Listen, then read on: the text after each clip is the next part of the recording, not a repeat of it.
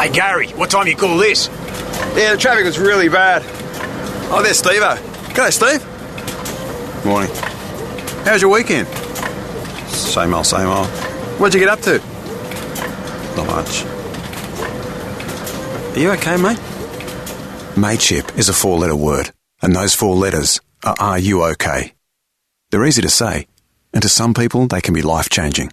For more information, visit ruok.org.au. It has been a tough week for many of us here in Central Queensland and the mining industry in general, with the death of a miner in one of our coal mines. I feel like I want to say something about it. Hello and welcome to episode 20 of Beers with a Miner podcast. This week is more of an audio blog. I did have another interview planned to share with you this week. However, it has been a tough week for many of us here in Central Queensland and the mining industry in general, with the death of a miner in one of our coal mines. I feel like I want to say something about it, and as time is shorter this week, due to unforeseen circumstances, I don't have as much time for the podcast episode, but I still want to get one out, and those circumstances do relate to what I'm going to talk about today. We all go to work, and for those of you who are at home, you kiss your loved one goodbye and say, see you in 5 days, see you in 7 days, see you in 4 weeks for some of you. I don't know how you do that. There's a medal, gold medal. But sometimes, sadly, people just don't come home. Our family had that 3 years ago when my daughter's partner had a heart attack in a coal mine. And you have heard me speak about that plenty of times on the podcast. If perchance this is your first time listening to the Beers with a Miner podcast, I'm sorry if it seems a little down and out. However, it is a reality of our industry, and may I suggest you head back to listen to that episode, madmumzie.com/beers10, I believe, 10 and 11, where I discuss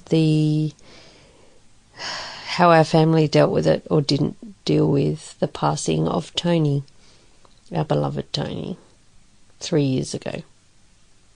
This episode, I've turned the mic on. I'm not quite sure what I'm going to say, but the energy this week for me personally was a little bit crazy. I am changing jobs. Long story as to why, that I probably don't need to go into, but I have chosen to find a new path in my mining career. Still driving a dump truck, although I might have to actually do a bit more and drive a grader and probably the water cart as well. So I think my easy days are over until I find another new path where I can just talk about mining and get paid for it. Anyone listening? Copy. So I came home and I had a little bit of a break before heading to my new job, and I picked up my phone as a habit, as you do, as I do you? And I checked my emails, headlines that said, coal miner killed, Central Queensland. My heart stopped beating. I really think it did. For a minute, it just did again then as I thought about it. And this is a mine that is only a couple of hours from where I live. I know many people who work there. And apart from, it wasn't just, is it someone that I know? It was, oh, bloody hell. Well, no, it was more than that. It was like, what the fuck? What do you mean killed? What does that mean? Killed doesn't mean died. There's a difference, I think, in the wording. media can sensationalise things. This was a headline in the subject line of an email. Click the link, read on, and he, it seemed, was at the wash plant and something had happened and he died. He was killed. It doesn't say it was an accident. It doesn't say that it was a medical reason like our Tony. Yes, he died in a coal mine, but he wasn't killed in a coal mine. I do believe that there is a difference. And this said killed, and that's what made it even more horrifying. They did say that he was a contractor, and I was a bit perplexed later on when I saw the news and they were saying how it was a contractor, not a employee, which is the mine. And this is all public knowledge. It's not like Mad Mumzie is speaking out of turn here. The company, the mining company, massive global mining company, put out statements. This is what all that we knew. Everyone was reporting on the statements that they had ceased operations at the mine. When someone dies on a mine site, they cease all operations.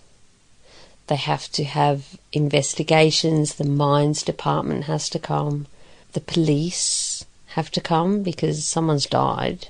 Hello, you know, anything could have happened. They need to come and investigate.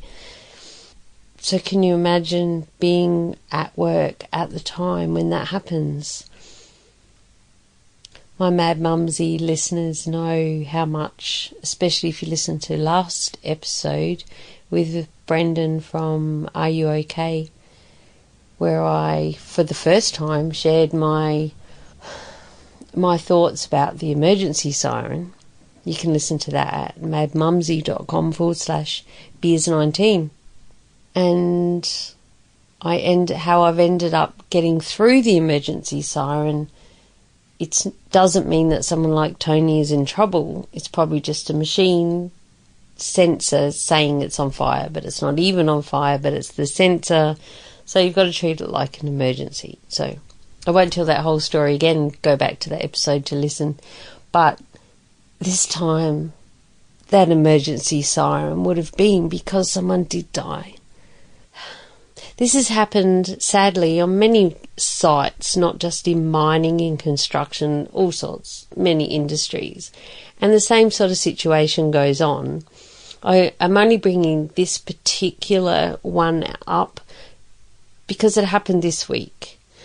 And it was a shock because it was so close in one of our mines, one of our local mines. And I know lots of people who work there. And I know the lovely little town, the little mining town.